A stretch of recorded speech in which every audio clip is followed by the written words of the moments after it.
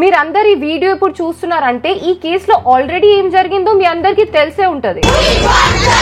In the RG Kar and murder case. But this vandalism is unacceptable.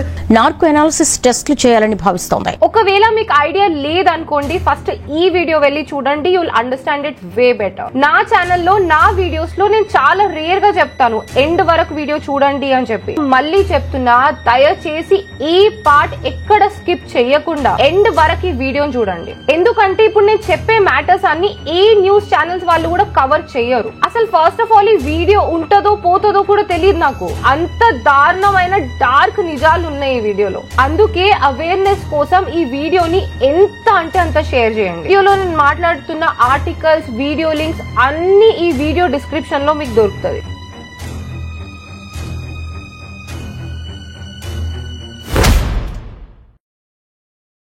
Well, coming to the point, ఈ video నేను record చేస్తున్నప్పుడు అక్షరాల 37 days జరుగుతుంది ఈ incident అయిపోయి. 9th ఆగస్ట్ కోల్కతాలో ఆర్జీ కార్ అనే ఒక గవర్నమెంట్ మెడికల్ హాస్పిటల్లో పీజీ చదువుతూ ఒక ఇంటర్న్షిప్ చేస్తున్న ఒక 31 years అమ్మాయి ఒక ఫీమేల్ డాక్టర్ పైన దారుణంగా చేసి హాస్పిటల్లోనే చంపేసినారు. ఇదంతా కూడా మనకు తెలిసిందే. ఈ కేసులో మెయిన్ అక్యూజ్డ్ వచ్చేసి అదే హాస్పిటల్లో civic volunteer Sanjay Roy. Second main accused వచ్చేసి జరిగిన మర్డర్ ని ఒక సూసైడ్ లాగా పోర్ట్రే చేసి సేమ్ అదే కాలేజ్ లో ఒక పెద్ద మాఫియాని నడుపుతున్న ఈ కాలేజ్ ప్రిన్సిపల్ సందీప్ ఘోష్. వీళ్ళిద్దరు మీకు ఆల్రెడీ తెలుసు. ఇంకా ఈ స్టోరీలో ఇప్పుడు మూడో వ్యక్తి కూడా ఉన్నాడు. ఈ మూడో వ్యక్తి ఇంటరోగేషన్ స్టార్ట్ చేసిన తర్వాత బయటకు వచ్చిండు. సంజయ్ రాయ్ కి చాలా క్లోజ్ అయిన ఏఎస్ఐ అనూప్ దత్తా. ఇతను ఏం చేసిండో, ఈయన రోల్ ఏంటో ఒక 2 minutes లో మీకు మొత్తం అర్థమైపోతుంది. సో ఫైనల్ గా ఈ కేసు సిబిఐ దగ్గరికి వెళ్ళింది. అండ్ ఆ ఎంక్వైరీలో ఏదైతే బయటికి పడిందో మనం ఈ వీడియోలో దాని గురించే మాట్లాడుకుందాం. నిజానికి సంజయ్ రాయ్ సివిక్ వాలంటీర్ అవ్వక ముందే 2016 లో సేమ్ ఇదే ఆర్జీ కర్ మెడికల్ హాస్పిటల్ లో క్యాంటీన్ లో షెఫ్ లాగా పనిచేసేవాడు. కానీ కొన్ని గొడవల్లో తన జాబ్ పోవడం వల్ల 2019 లో లోకల్ పోలీస్ ఇన్ఫ్లుయెన్స్ తో ఒక సివిక్ వాలంటీర్ గా జాయిన్ అయినాడు. దాని తర్వాత పొలిటికల్ హెల్ప్ తో ఏ హాస్పిటల్ నుంచి అయితే షెఫ్ గా పనిచేసి బయటికి వచ్చాడో అదే హాస్పిటల్లో సివిక్ వాలంటీర్ గా జాయిన్ అయినాడు. ఇంకా ఇతనికి హాస్పిటల్లో సైడ్ ఇన్కమ్ ఎలా వచ్చేదో మనందరికీ ముందే తెలుసు. మనం లాస్ట్ వీడియోలో మాట్లాడుకున్నాం. సంజయ్ రాయ్ పేరుకి ఒక సివిక్ వాలంటీరే కానీ ఆ హాస్పిటల్లో తనకున్న ఇన్ఫ్లుయెన్స్ అంతో ఎంతో కాదు. ఆ హాస్పిటల్ క్యాంపస్ బయట ఫుల్ గా పోలీసు వాళ్ళ సపోర్ట్ ఉంది. అండ్ ఆ హాస్పిటల్ లోపల ఫుల్ గా పెద్ద పెద్ద ఫ్యాకల్టీ సపోర్ట్ ఉంది, పెద్ద పెద్ద డాక్టర్ల సపోర్ట్ ఉంది. అండ్ అన్నిటికన్నా మించి తినమూర్ కాంగ్రెస్ పార్టీ ఇన్ఫ్లుయెన్స్ కూడా ఫుల్ గా ఉంది. అంతేకాదు, తిను ఆర్జీకర్ హాస్పిటల్లో తినమూర్ కాంగ్రెస్ యూనియన్ వింగ్ ఏదైతే ఉందో దాంట్లో చాలా ఇన్ఫ్లుయెన్స్ ఉన్నాడు. ఎంత అంటే కాలేజ్ లో జరిగే ఎలక్షన్స్ వన్ సైడ్ చేసే అంత. అండ్ సిబిఐ వాళ్ళు ఇచ్చే రిపోర్ట్ లో ఇంకొక మ్యాటర్ ఏముందంటే,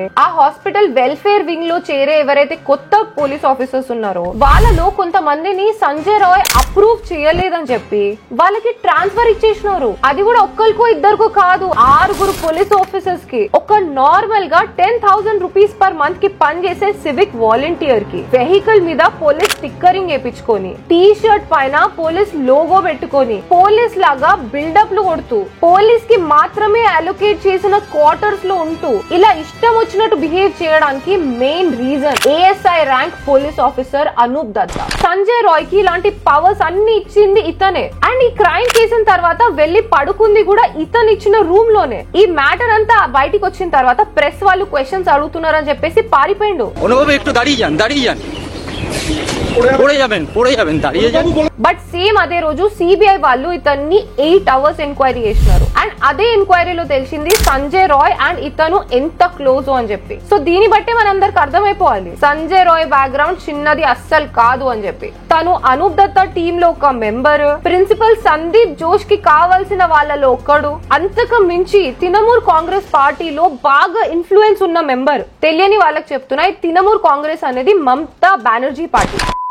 ఇప్పుడు 8th ఆగస్ట్ ఈ క్రైమ్ జరిగే ముందు ఏం జరిగిందో చూద్దాం. 8th August night around 11 o'clock కి సంజయ్ రాయ్ హాస్పిటల్ లోకి ఎంటర్ అయినాడు. ఒక పేషెంట్ కి ఎక్స్రే తీపిచ్చిండు. ఎందుకంటే నైట్ 1 o'clock కి ఆ పేషెంట్ కి ఒక సర్జరీ ఉంది కాబట్టి. ఎక్స్రే అయిపోయిన తర్వాత తన ఇంకొక ఫ్రెండ్ సివిక్ వాలంటీర్ తో మందు తాగుదామని చెప్పేసి అదే హాస్పిటల్ బ్యాక్ సైడ్ కి వెళ్ళినారు. ఇందాక ఎక్స్రే తీసిన పేషెంట్ ఈ సివిక్ వాలంటీర్ రిలేటివ్. ఇప్పుడు టైం వచ్చేసి 9th ఆగస్ట్ 1 AM. మందు కొట్టిన తర్వాత ఇద్దరు కలిసి దగ్గరలో ఉన్న ఒక రెడ్ ఏరియా ఏరియాకి వెళ్ళినారు. తిను మాత్రం రోడ్ మీదనే వెయిట్ చేస్తూ అక్కడ రోడ్ మీద ఉన్న లేడీస్ తో మిస్బిహేవ్ చేస్తూ ఉంటాడు. ఈ గ్యాప్ లో తన ఫ్రెండ్ రిటర్న్ వచ్చిన తర్వాత ఇద్దరు కలిసి మళ్ళీ ఇంకొక లైట్ ఏరియాకి వెళ్తారు. అక్కడ తన ఫ్రెండ్ మళ్ళీ ఇంకొక ఇంట్లో వెళ్ళంగానే బయట వెయిట్ చేస్తున్న సంజయ్ రాయ్ తన కాంటాక్ట్ లో ఉన్న ఒక అమ్మాయికి కాల్ చేస్తాడు.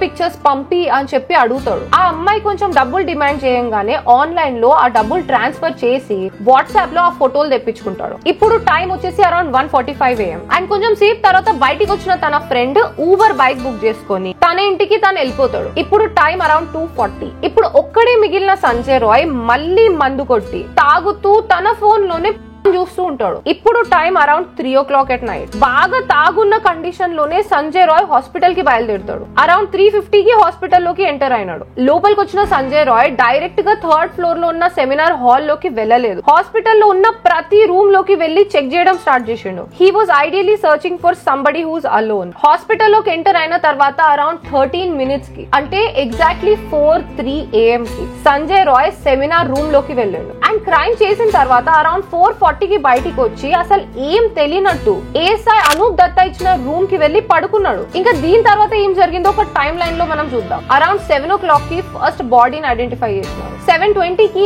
కాలేజ్ కి ప్రిన్సిపల్ అయి ఉన్న సందీప్ ఘోష్ కి కాల్ చేసి ఇన్ఫార్మ్ చేసినారు. 8:30కి సందీప్ ఘోష్ హాస్పిటల్ కి వచ్చి డెడ్ బాడీని చూసిండు. 9:30కి ఈ క్రైమ్ ని పోలీసు వాళ్ళకి ఇన్ఫార్మ్ చేసినారు. 10:10కి పోలీసు వాళ్ళు ఈ ఇన్సిడెంట్ దగ్గరకు వచ్చినారు. కానీ ఎఫ్ఐఆర్ మాత్రం రిజిస్టర్ చేయలేదు. పైగా పోలీసు వాళ్ళందరూ సందీప్ ఘోష్ చెప్పింది విని ఇది సూసైడ్ గా ప్రొజెక్ట్ చేయడం స్టార్ట్ చేసినారు. అండ్ అరౌండ్ 10:50కి ఫ్యామిలీకి ఫోన్ చేసి మీ అమ్మాయి చనిపోయింది, సూసైడ్ చేసుకుంది అని చెప్పినారు. అండ్ 11:25కి ఫారెన్సిక్ డిపార్ట్మెంట్ ఇన్సిడెంట్ దగ్గరకు వచ్చింది. అండ్ 12:10కి పేరెంట్స్ హాస్పిటల్ కి వచ్చినారు. వాళ్ళని 3.5 hours వెయిట్ చేపించిన తర్వాత ఎంతో రిక్వెస్ట్ చేసిన తర్వాత हाथ जोड़ती रही माँ बाप, हाथ जोड़ते रहे, हमें एक बार दिखाओ, हमारी बच्ची का मुंह एक बार दिखाओ.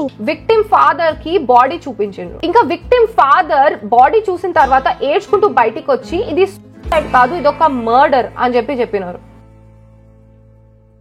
దీని తర్వాత ఫ్యామిలీతో పాటు అక్కడ ఉన్న స్టూడెంట్స్ కూడా షాక్ అయ్యి ఆ రోజు ఈవినింగ్ కే ప్రొటెస్ట్ చేయడం స్టార్ట్ చేసేసినారు.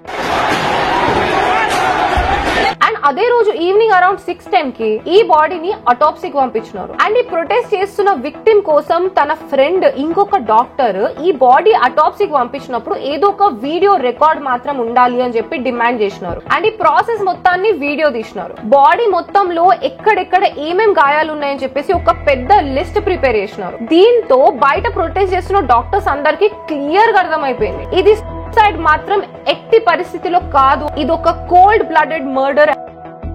అటాప్సీ తర్వాత పోస్ట్ మార్టం కి కూడా బాడీని పంపించినారు. టైం ఈవినింగ్ 11:45 PM అయింది. ఈ క్రైమ్ జరిగి ఆల్మోస్ట్ 20 hours అవుతుంది. అటాప్సీ అయిపోయింది, పోస్ట్ మార్టం కూడా అయిపోయింది. ఈ మ్యాటర్ ఈ టైం లో ఇప్పుడు న్యూస్ ఛానల్ లో కూడా వస్తుంది. What was that hospital like where that brutal crime took place? కానీ అన్నిటికంటే ఎక్కువ the most important thing FIR అది మాత్రం ఇంకా రిజిస్టర్ అవ్వలేదు. లాస్ట్ కి 11:45కి తన ఫాదర్ వెళ్లి FIR రిజిస్టర్ చేయడం జరిగింది. ఇంకొక పక్కన బాడీ తీసుకెళ్లి పోలీసు వాళ్ళు క్రిమేషన్ చేసేసినారు. ఇదంతా కూడా చాలా తొందరగా ఇమ్మీడియట్ గా జరిగిపోయింది. ఎంత స్పీడ్ గా అంటే కనీసం వాళ్ళ పేరెంట్స్ కి కూడా అసలు ఇక్కడ ఏం జరుగుతుంది అని ప్రాసెస్ చేసే ముందే ఇంకా నెక్స్ట్ ఏం జరిగిందో మీ అందరికీ తెలుసు. పోలీసులు ఇంటరాగేట్ చేయడం, క్రైమ్ సీన్ లో సంజయ్ రాయ్ ది బ్లూటూత్ హెడ్సెట్ దొరకడం, ఎంక్వైరీ చేయడం అండ్ కొంచెం టైం తర్వాత తను నిజం ఒప్పుకోవడం. అవును నేనే చేశాను, ఏం చేసుకుంటారో చేసుకోండి, కావాలంటే చంపేయండి అని కూడా అన్నాడు. ఈ గ్యాప్ లో పోస్ట్ మార్టం రిపోర్ట్ వచ్చింది. బాడీ పైన ఇన్ని ఇంజురీస్ చూసి ఇది ఒక గ్యాంగ్ లాగా ఉంది. ఇదంతా చూసిన తర్వాత దీంట్లో CBI ఎంక్వైరీ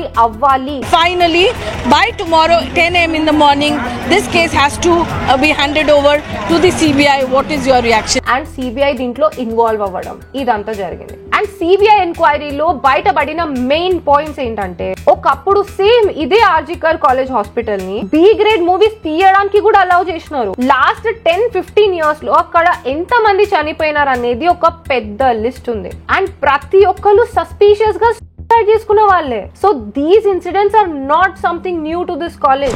ఈ వీడియో చాలా లెంత్ ఉండడం వల్ల దీన్ని 2 parts గా బ్రేక్ చేసినాం. ఇది ఇక్కడ దాకా చూసినారంటే ఇదిగోండి part 2. అసలైన మెయిన్ మ్యాటర్ ఆ part 2 లోనే ఉంది. సంజయ్ రాయ్ ఒక్కడే కాదు, అక్కడ చాలా మందికి నెక్రోఫీలియా ఉంది. అంటే చచ్చిపోయిన శవాలతో సెక్స్ చేయడం అండ్ అలా చేసేటప్పుడు వీడియోస్ తీయడం. Do not miss it.